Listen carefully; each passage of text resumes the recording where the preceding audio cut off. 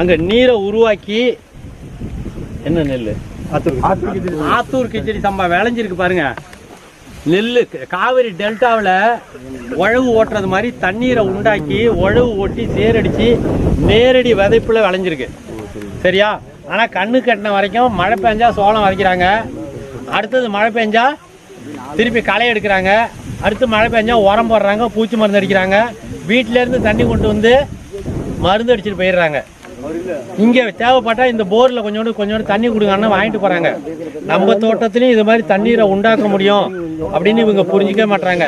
ஆனால் யாரோ ஒருத்தன் சொன்னான், செஞ்சு காமிச்சான். என்ன செஞ்சு காமிச்சான்? உரம் போட்டால் விளையும்னு செஞ்சு காமிச்சான். உரம் கண்டுபிடிக்கிறதுக்கு முன்னாடிலாம் தானாக தான் விளைஞ்சது பூமி. உரம் கண்டுபிடிச்சதுக்கு அப்புறம் நம்ம என்ன நினைக்கிறோம்? உரம் இல்லாட்டினா விளையாதுன்னு நம்புகிறோம். உரமே இல்லாமல் தான் விளைஞ்சிருக்கு, எந்த எருவும் போடலை. சரியா?